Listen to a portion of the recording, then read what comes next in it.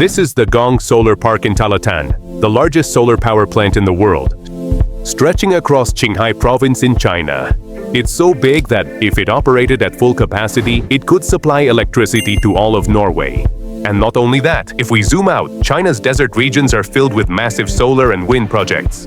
The three largest solar plants and the three largest wind farms in the world are in China. In 2024 alone, China invested $940 billion in clean energy technologies. That's more than the GDP of Poland and just below the total global investment in fossil fuels. China accounted for 64% of all new renewable energy capacity added worldwide last year and produced 70% of all electric cars on the planet.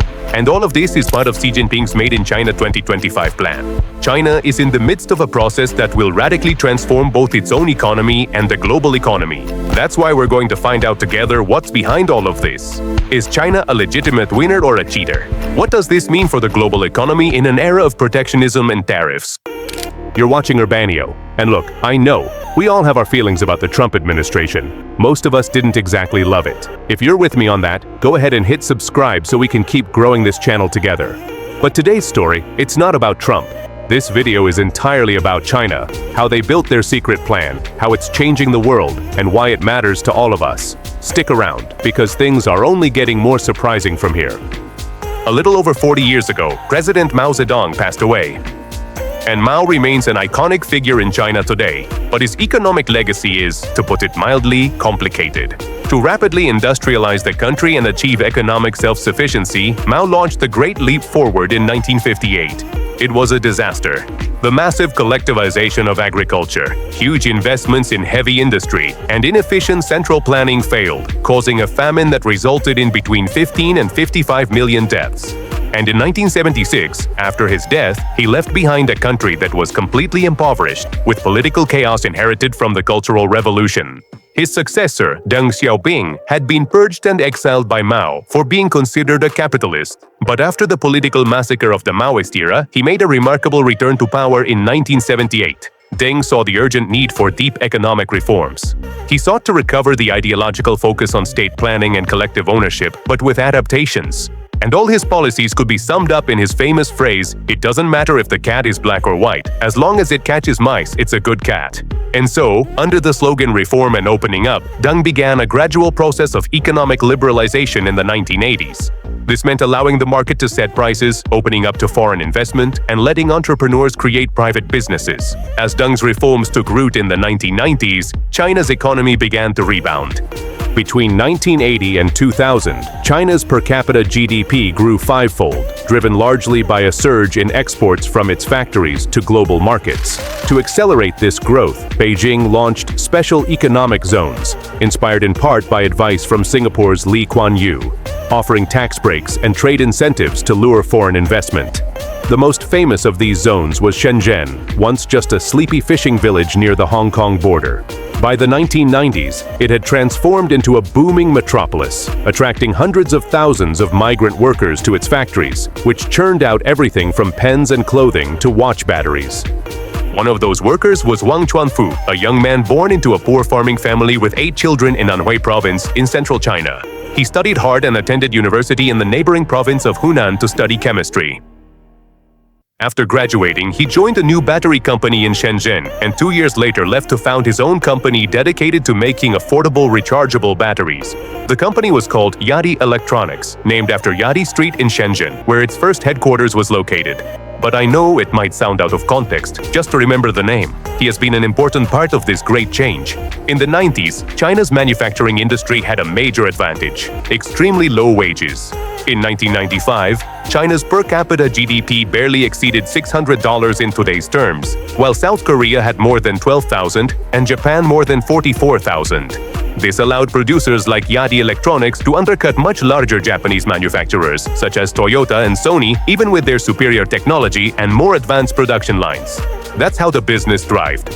By 2000, BYD had become the world's largest manufacturer of mobile phone batteries. In 2002, Wang took the company public in Hong Kong, raising more than $200 million and cementing his status as one of the leading entrepreneurs of China's new capitalism. By then, the company had a more familiar name, BYD, and as China grew, so did the company.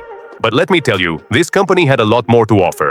China's economy kept surging in the 2000s under Jiang Zemin and Hu Jintao. In 2001, China joined the World Trade Organization, a decisive moment in modern economic history that massively expanded access for Chinese goods to global markets in exchange for a commitment to international trade rules. In the decade after joining the WTO, China's per capita GDP multiplied fivefold again. By 2007, exports made up nearly 60% of GDP. Cheap Chinese goods flooded foreign markets, and the country piled up enormous trade surpluses. Thanks to this export-led growth, China officially overtook Japan in 2010 to become the world's second-largest economy. But its economy still relied heavily on low-cost, labor-intensive manufacturing. Back in Shenzhen, Wang Chuanfu expanded BYD, buying a struggling automaker and applying his battery expertise to hybrid and electric cars. Globally, though, the company was still a small player. In 2010, BYD ranked 26th in car production worldwide, far behind giants like GM, Volkswagen, and Toyota. And within China, 80% of electricity still came from coal. By then, 30 years after Deng's reforms, China had transformed completely, from a poor, closed-off rural society into a rapidly growing global manufacturing hub built on exports of cheap, labor-heavy products. But if China wanted to become a true superpower, it had to change. In 2012, Xi Jinping came to power with a vision to reshape China into a global leader, the so-called Chinese Dream. That's why, in 2015, Beijing launched a new economic strategy, Made in China 2025. This plan pointed out the weaknesses of the Chinese economy and set goals to eliminate them. It stated that Chinese manufacturing was large but not strong. It lacked innovation. It depended on key foreign technology and high-end equipment. It also identified the industries in which the country needed to become a manufacturing powerhouse in the future: robotics, aerospace, biotechnology, electric vehicles, and renewable energy technologies. The document explicitly ordered that the state would support the priority modern industries that had begun to emerge in the early 20s and 10s. 10 years later, by 2025, the results are staggering. In the first 5 months of this year alone, China installed 244 gigawatts of new solar and wind capacity, more than 100 solar panels every second, enough to power Indonesia or Turkey. Green tech companies like BYD, Longji Green Energy, and Goldwind lead the world in cost efficiency and product innovation.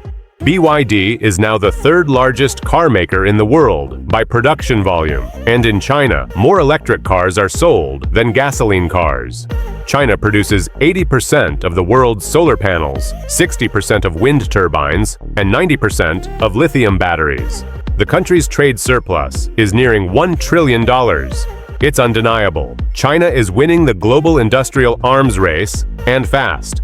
But this dominance hasn't come naturally. It's built on massive state support. In 2019 alone, the government spent $400 billion on industrial support, from direct subsidies to cheap loans and preferential electricity rates. Subsidies for electric cars, solar power, and wind energy helped Chinese companies flood the world with cheap, clean technology. Critics in the US and Europe argue this overcapacity threatens their industries. For example, since 2017, China's solar panel exports have increased sevenfold, while average prices dropped more than 60%. Washington has warned these exports could wipe out American companies. China's response? Other countries subsidize their industries too. Just look at Tesla and US tax credits. The difference is the scale. Beijing's support equals 1.7% of GDP, several times higher than most other countries.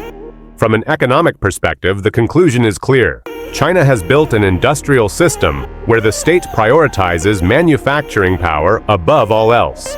Its factories churn out so much, so cheaply, that competitors struggle to survive. For consumers and the environment, this means cheaper solar panels, electric cars, and batteries. For foreign companies and governments, it means trade disputes and protectionism. So the real question is, are we prepared for a future where so much of our technology, from cars to phone batteries to solar panels, comes from China? Trump's trade war was supposed to prevent this, but instead it pushed Beijing to speed up its independence from the US. The result is clear. While China grows stronger, Americans face higher prices and fewer options. Keep exploring with us the twists of politics and economics. Share your thoughts in the comments, and see you in the next video.